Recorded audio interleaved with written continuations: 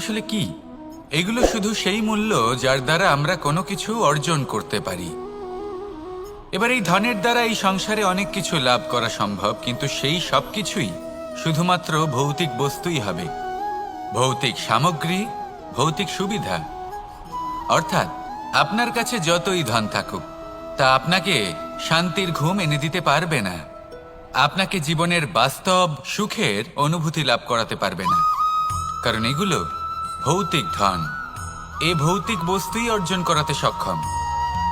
বাস্তবিক ধন কি? যদি এই প্রশ্ন আপনার মনে আসে, তাহলে তার উত্তর আমি আপনাকে দেব একটা উদাহরণের মাধ্যমে। কখনো আপনি শুনে থাকবেন যে একজন পিতা আজীবন অনিষ্ট করেন, অনর্থ করেন, খারাপ কাজ করেন শুধু ধন অর্জনের জন্য। তিনি ভাবেন যে আমি ধন অর্জন করব আর নিজের সন্তানকে একটা উজ্জ্বল ভবিষ্যৎ প্রদান করব, একটা সুখ স্বাচ্ছন্দ্যময় জীবন দান করব। এবার সন্তান যখন জন্ম লাভ করে, তখন সে ভাগ্যের জোরে সেই ধন ভোগ করে। যেরকম সে পায় সেরকমই তার ব্যবহার সে করে। কখনো আপনি এটাও দেখে থাকবেন যে সেই সন্তান সমস্ত ধন নষ্ট করে ফেলে, আর সেই পিতা যিনি সমস্ত ধন সঞ্চয় করেছেন, যিনি সেই ধনের প্রভু, আজ সেই ধনের প্রহরী হয়ে রয়েছেন। এবার এরকম কেন হয়? এরকম তখনই হয় যখন সেই পিতা বুঝতেই পারেন না যে তার জীবনের আসল ধন কি। সেই আসল ধন তার সন্তানকে সে দিতেই পারে না।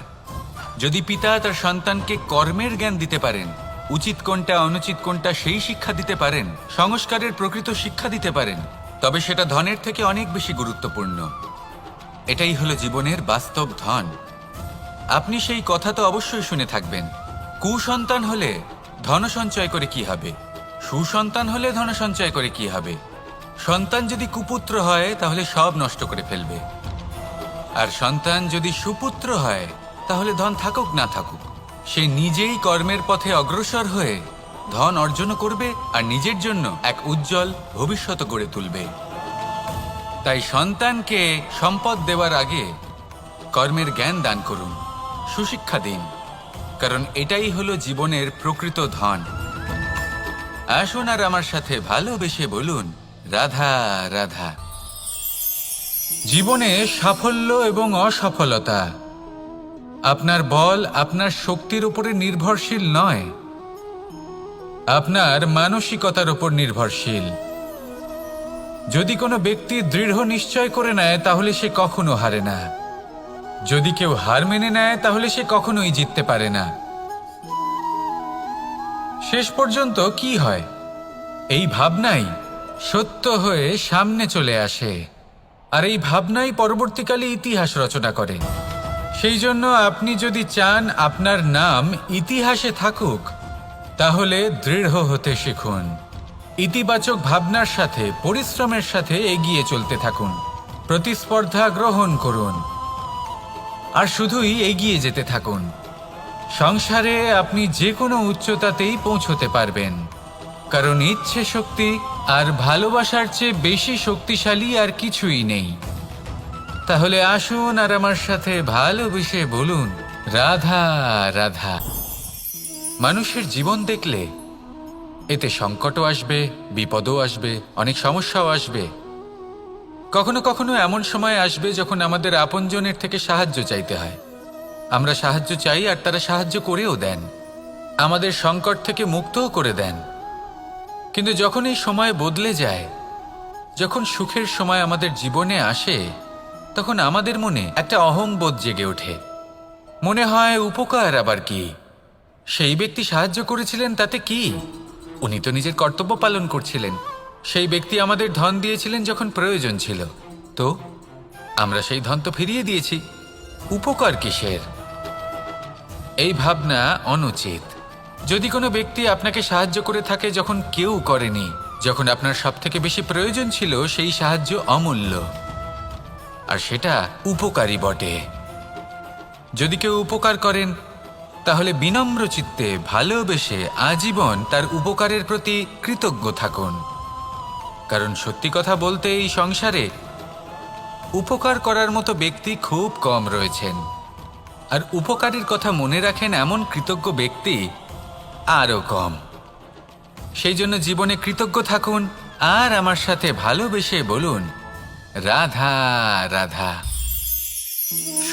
এবং দুঃখ, এই দুই হলো আমাদের জীবনের অবশ্যম্ভাবী এবং গুরুত্বপূর্ণ অঙ্গ। আমাদের সকলের জীবনে কখনো সুখও আসে, আবার কখনো দুঃখও আসে। আমরা সবসময় ভাবি আমরা কিভাবে সুখ লাভ করব, কিভাবে আমরা দুঃখ থেকে দূরে থাকতে পারি। আর এই জীবনে যা কিছুই ঘটুক না কেন, সেই সব কিছু আমরা সুখ এবং দুঃখের মাপদণ্ডে মেপে থাকি। এবার এখানে একটা ছোট্ট বিষয় আছে। এটা ভেবে দেখতে হবে যে কে আসলে সুখী ব্যক্তি।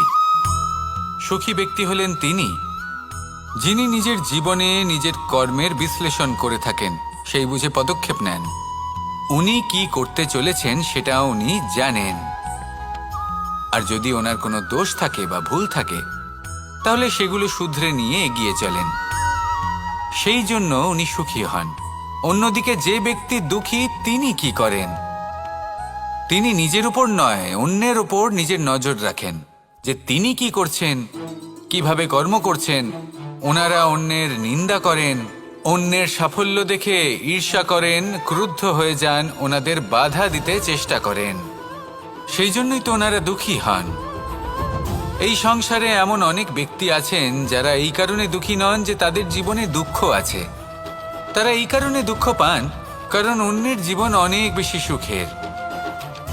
দেখুন, শেষ পর্যন্ত আপনাকে নিজের কর্মের প্রতি মনোসংযোগ করতেই হবে, অন্যের প্রতি নয়। কারণ আপনার জীবনে আপনার কর্ম হলো এমন একটা জিনিস যা আপনার নিয়ন্ত্রণে আছে। নিরন্তর চেষ্টা করতে থাকুন, নিজের কর্মকে বুঝতে শিখুন, শুধরে নিন, নিজেকে শ্রেষ্ঠ করে তুলুন। তখন সাফল্য নিজে থেকে আপনার কাছে আসবে, আর এই মন প্রসন্ন হয়ে বলবে, রাধা রাধা। কামবোধ, এটাই আপনার অন্তরের প্রথম শত্রু। বেশিরভাগ মানুষই কামবোধ বলতে লালসা বোঝেন, কিন্তু এটা সম্পূর্ণ সত্য নয়। কামের আসল অর্থ হলো কামনা। এটা খুবই সহজ ব্যাপার। মনুষ্য শরীর থাকলে, মানুষের মন থাকলে এই কামনা অবশ্যই থাকবে। এবার এটাই দেখতে হবে যে এই কামনা নেতিবাচক কামনা নাকি ইতিবাচক কামনা। অন্য কারোর জিনিসে নজর দেওয়া, অন্য কোনো মানুষের উপর নজর দেওয়া, কোনো অনুচিত বস্তুর দিকে নজর দেওয়া, এই নেতিবাচক কামনা। আর এই দুষ্কামনা মানুষকে দিয়ে অপকর্ম করাবেই করাবে।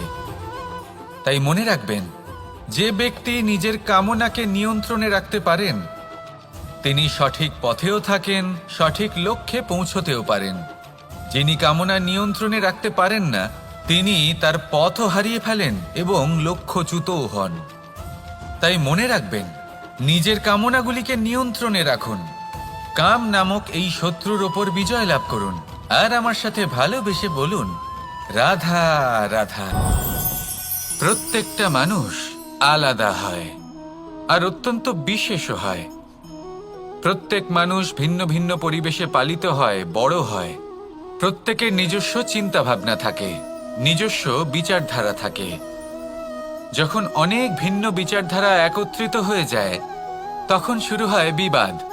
এবার এই বিবাদের সময় আপনি দেখবেন, দুই ব্যক্তি যাদের মধ্যে এই বিবাদ হচ্ছে, সবসময় এটা প্রমাণ করতে চান যে তার সামনের ব্যক্তি এবং তার ভাবনা, তার বিচারধারা বা তার বক্তব্য হলো অনুচিত। এবার এটাই যদি প্রেমপূর্বক রূপে আপনি ভেবে দেখতে চেষ্টা করেন যে সামনের ব্যক্তিটির বক্তব্য, তার মানসিকতা আসলে কি, তাতে উচিত ঠিক কি, সেটা আমরা বুঝতে পারি। একদিকে হলো এই বিবাদ, যা আপনাকে সামনের ব্যক্তিটিকে অনুচিত প্রমাণ করতে বাধ্য করে, আর অন্যদিকে হলো প্রেম।